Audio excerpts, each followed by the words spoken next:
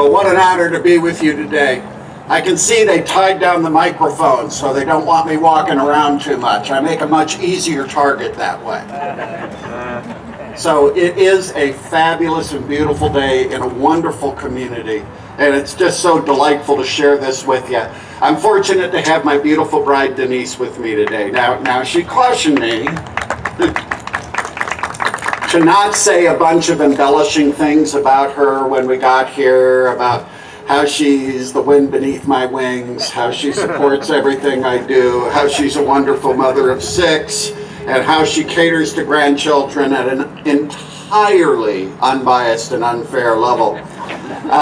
So I'm not going to say any of that stuff about her. The only problem with my bride Denise is her terrible taste in men. But if we could get over that, we'd be pretty close to perfect. Honey, you're good enough for me. Thank you so much.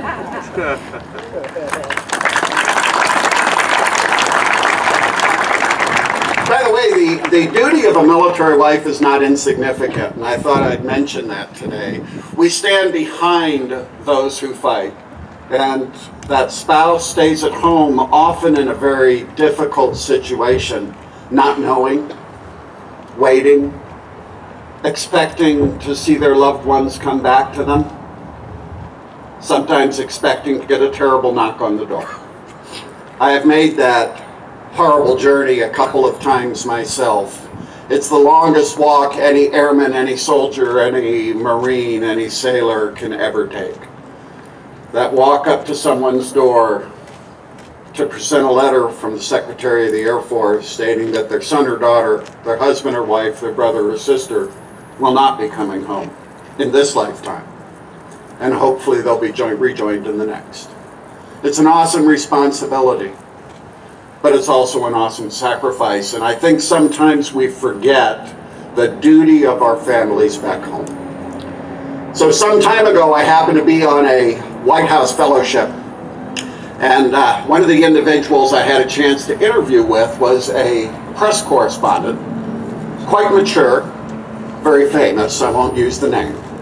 But one of this correspondent's early assignments is he was assigned to the White House detail when John F. Kennedy was President of the United States. And his particular assignment was to track Jackie Kennedy. So he pretty much was with Jackie Kennedy through whatever she did as the First Lady of this phenomenal nation.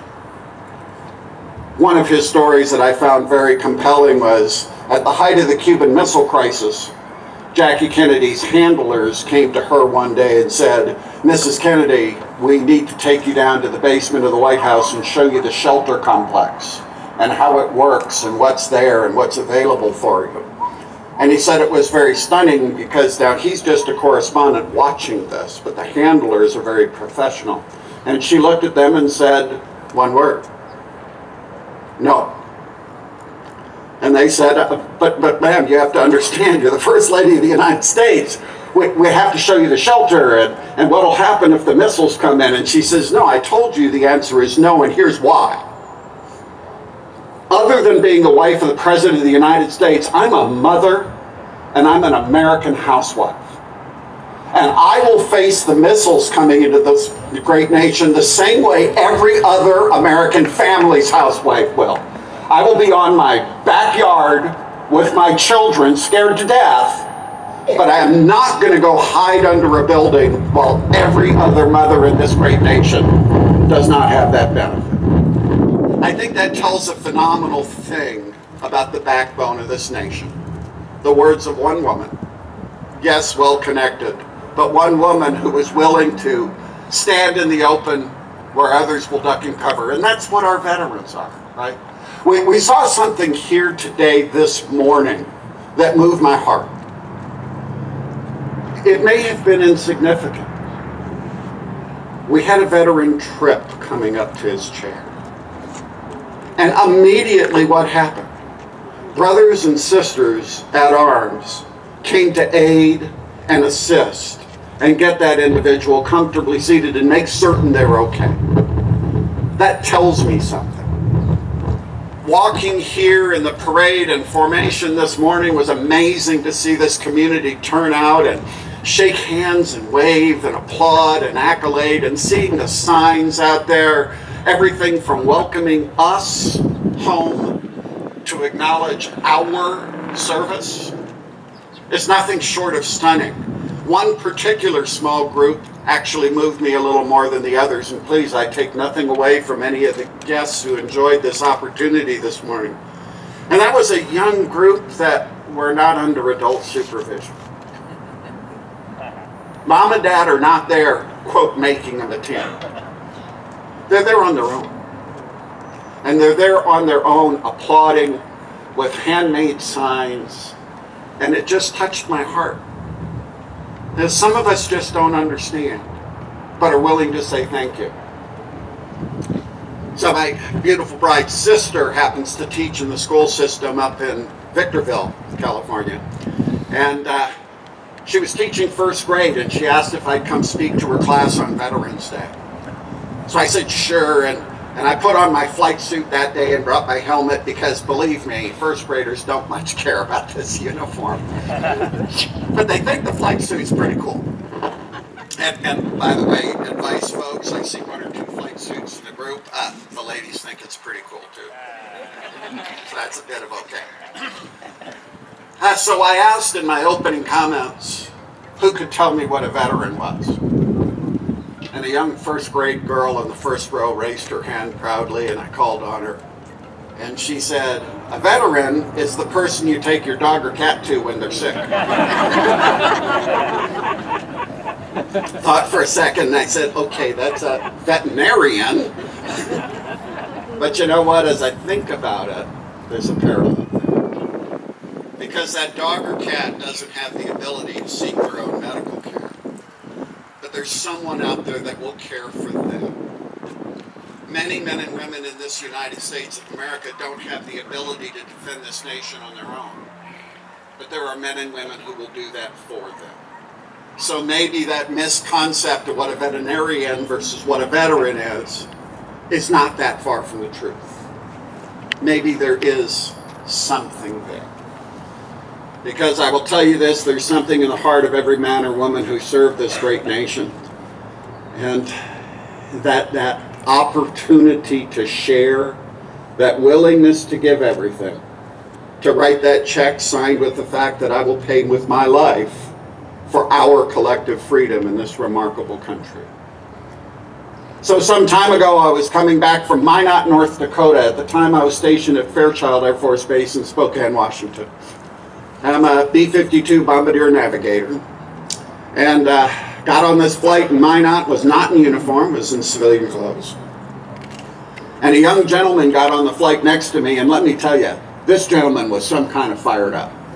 He was really excited. Now, leaving Minot, North Dakota, maybe there's a good reason to be excited. It does get to be about 40 below zero on a regular basis up there. But this young gentleman got on the flight, and my goodness, he looked like he'd come through the door in somebody else's push. He was fired up. And he sat next to me. I happened to have a window seat. And I said, you know, I've seen my share of takeoff and landings. If you'd like to change seats, that's okay. He said, no, I just want to tell you, I'm so excited. I'm going to Los Angeles, California. I'm going to be in the Great Peace March. We're going to walk from LA to Washington, D.C. for nuclear disarmament and world peace. What do you do for a living? And I said, I'm a bombardier on B-52s. And he said, oh.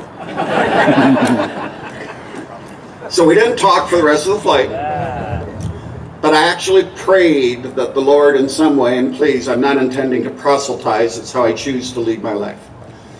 But I prayed that in some way the Lord would create an opportunity for me to have a conversation with this young man and just point out our respective concerns. Sure enough, as the plane landed and we were allowed to take our seatbelts off and disembark, he reached his hand out to me. And he said, sir, I hope I haven't offended you. It's obvious we have very different goals. And I shook his hand and thought, what a wonderful opportunity. Thank goodness I had hours to think about it. But I shook his hand and said, you haven't offended me at all. But But I want to correct you on something. You see, our goals are identical. We both want nuclear disarmament and world peace. What's different is our level of commitment. You see, your level of commitment is to walk across the country for it. The men and women of the armed forces level of commitment is to die for it. So it's about commitment. The mission is identical. And our mission through our 5 respective branches, now 6 respective branches of the military, we're going to have to get you to learn the Space Force song. Our 6 respective branches of the military is pretty awesome. Now, I love being an airman. I love putting on this color of the United States Air Force. But I will also offer, when God lined up the branches of the military of the United States of America and passed out the cool uniforms, I think we were last in line. And I dare say our men and women of the United States Marine Corps might have been first. And by the way, to our Marines, happy birthday.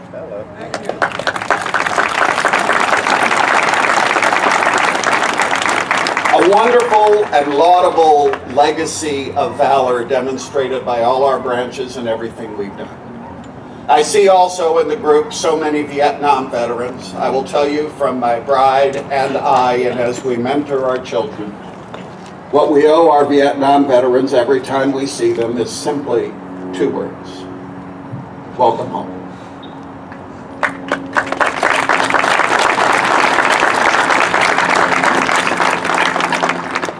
So one of those Marines demonstrated so clearly what it is to be a veteran, what it is to be an American. But interestingly, that American journey for this Marine was probably not the same as many of us. Rafael Peralta, home of record, Mexico City.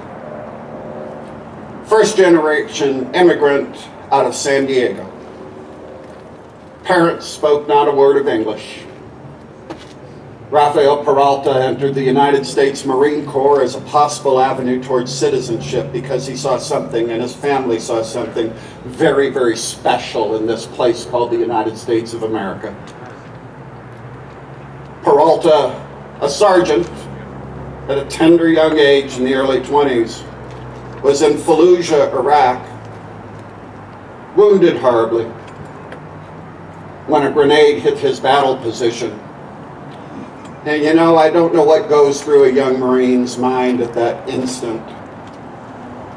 But Peralta figured out a way that he could hug every Marine in that battle position by instead hugging that piece of metal that came into his battle position, pulling it close against his body armor, wrapping his body around it.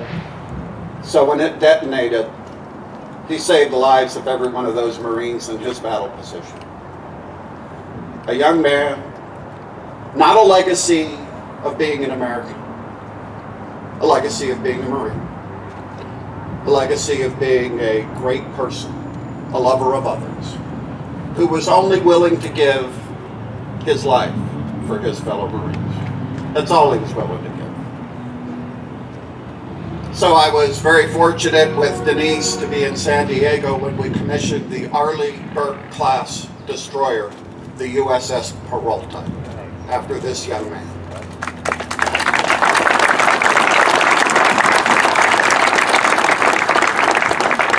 One example of greatness, there are so many. I couldn't ever expect to highlight them all.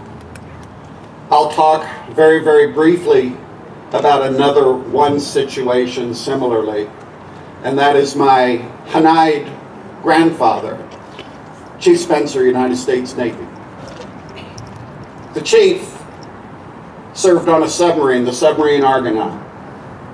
Pearl Harbor had been bombed. By the way, if I could translate for a moment, Hanide is a Hawaiian term for adoption, but it's much more than just an informal or legal adoption. It's really assuming the duty of parenthood and all those responsibilities. Anyhow, the chief was called to duty after Pearl Harbor because the Pacific Fleet was obviously devastated. And he and the Argonaut went to sea. And somewhere near Palau, well, in Navy parlance, our sailors will know what this means. The chief is still on patrol to this day, still defending this great nation. Amazing what our men and women have done. I sometimes wonder if the people who have taken on this mantle of service, maybe we need to challenge their intelligence at times. Because let's go back to our first group of veterans, Lexington and Concord. We got to just think about that for a moment. This had to involve a tavern and adult beverages. Because how else would a small ragtag group of guardsmen, militiamen, say, I am going to go stand in a line by this bridge against the entire British Army, the most powerful nation on the face of the earth, because you know what? It's time for freedom in this great nation. I'm willing to die for it. How do we get that? How do we inspire that in someone?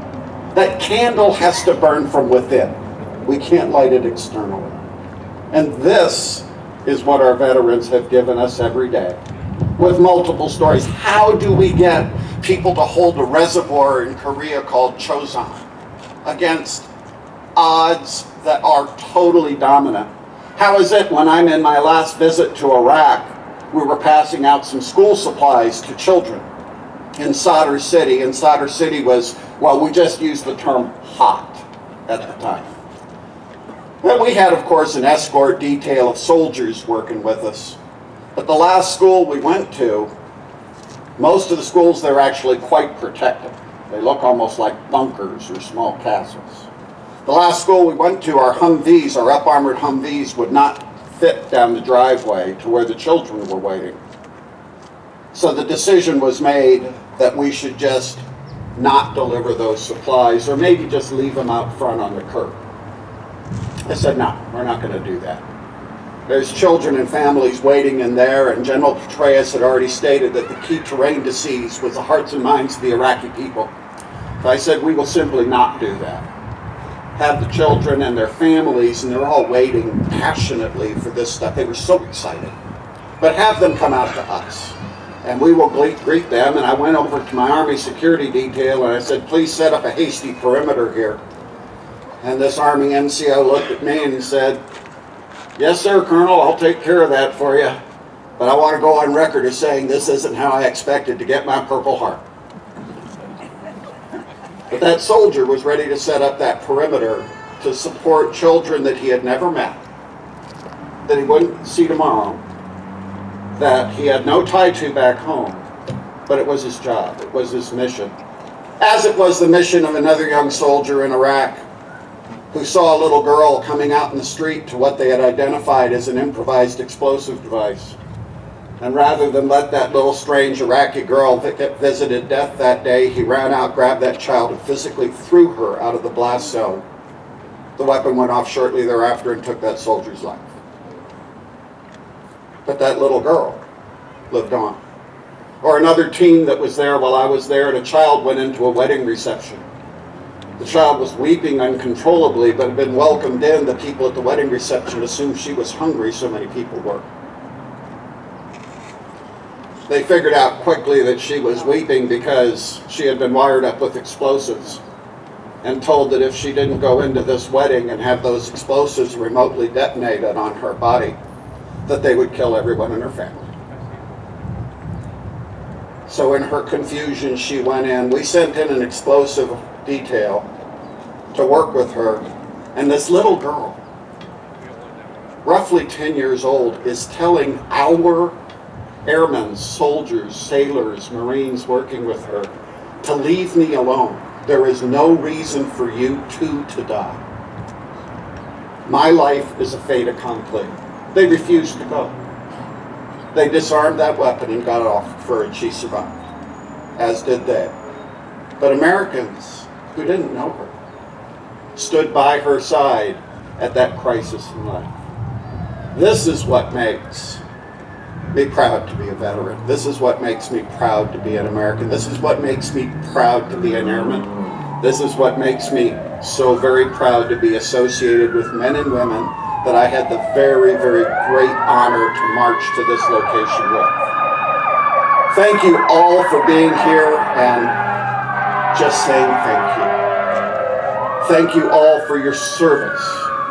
Thank you all from the various junior ROTC detachments, because in closing I will simply say, when I look at the crowd along the parade route, see those signs, see those waves, when I look at the groups in formation, I will simply say I am totally comfortable in saying that tomorrow is going to be just fine.